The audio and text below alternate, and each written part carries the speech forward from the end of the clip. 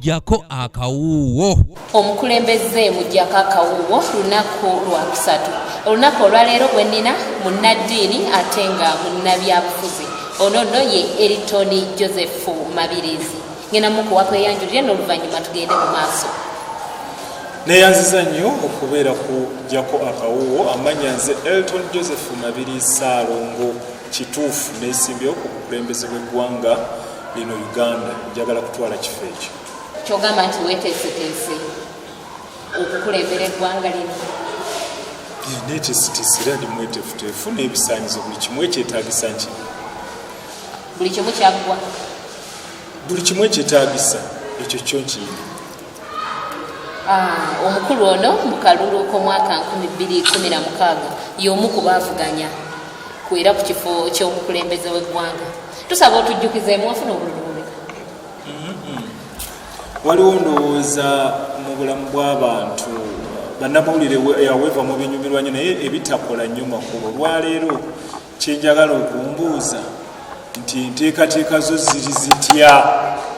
Ku nteekateeka tujja naye ate n'abantu abeetaaga okubajjukiza. Ate omuntu atamanya bwe babalabulu, atamanya kye baalangirira, oyo oba omuddiramu lwaki?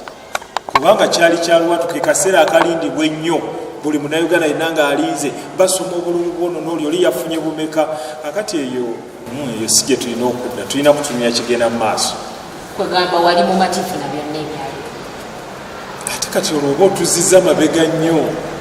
Ate obumativu bwali ludda nga bagambye nti omusajja yabba akalulu ng'ogenze bambe ba palamenti babasosonkoddeyo nti babba akalulu ate abaalondebwa ku lunaku lwe lumu.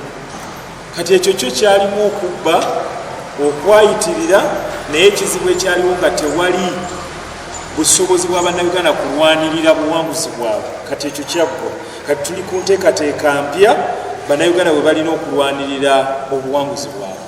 Nteekateeka ki? Ye capacity building, okuzimba obusobozi mu bannayuganda nti nga bonna Uganda eyagala nkyukakyuka gye twayita n'olwaleero bw'owulira n'ekiriwo ne bw'okola okunoonyereza. Naye ekibuuzo kiri nti akalulu bwe kaggwa ono omubbi waako mumujja mutya mu buyinza? Ekyo kye tubadde tuzimba, ekyo kye tumaze okuba nga tumaliriza. Tuzimbye obusobozi mu bannayuganda, tubazimbyemu ekibasobozesa okulwanirira obuwanguzi bwabwe. Kyekikulu kye tutunuulira. Mabirizi ali mu kibiina, ava mu kibiina ki? People's Supportive Party. Ani akikulembera? Nze mukulembeze waakyo. Sitera kiwulira.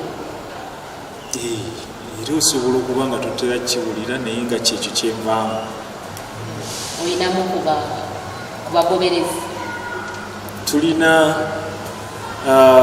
bannannyini kibiina, tulina abantu ab'enjawulo abakirimu mu Uganda yonna, kubanga kiina ba coordinators mu Uganda yonna. Era lwe twatongoza ensi yonna yabalaba okuva mu bitundu byonna. So tulinayo ba coordinators. Tulina woyinza gamba nti ngudde bugwi wano ku Kasese notasangawo bantu baffe. Toyinza gamba nti ngudde Arua notasangawo coordinator waffe, yonna gye bali. Abegwanyiza ekifo ekyo bawerako. Olinamu gw'ogamba nti ono nze ne bwe mba maze nemereddwa nsobola okudda emabega w'ono. Anti era senga yalimu sanditawaanye kujja. Kasita nze waliwo ebintu byesikolako research. Kasita research abanga yaggwa okunoonyerezebwa ne baga nti kino kyekikola nkozesa bukozesa ekyo. Kakati kyenoonyerezaako kiba tekirina research waakyo.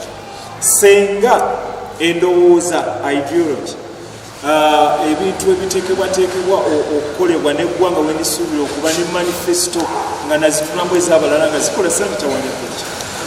Bannayuganda bakusuubiremu singa okeera ekyalo olangirira bannayuganda bansuubiremu ekisookera ddala nti mu nnaku zaffe 10 ezisooka, mu nnaku ezijja okuba nga 2 gokka, tujja kuba tutadde bannayuganda bonna be baateekako ebisangosango, ebijweteke, ebiteekewo. Tujja kuba tumaze okuba nga bannayuganda abawerera ddala obukadde 10 basobodde okuba nga bafunye emirimu naye si ebyebigambo si ebyokwogera akaseera tetukalina naye mu puroguramu zammwe endala mujja kumukyaza nkuwa ensengeka y'emirimu obukadde 10 mbutondawo ntya bugenda kubeerawo butya busoboka tebusoboka nga nkulaga biriwo. Omukulembeze mujjako akawuwo oyo nno ye mukulu Elton Joseph Mabirizi nga yeegwanyiza entebe y'obukulembeze bw'eggwanga. Ndi Barbara Nabukenya.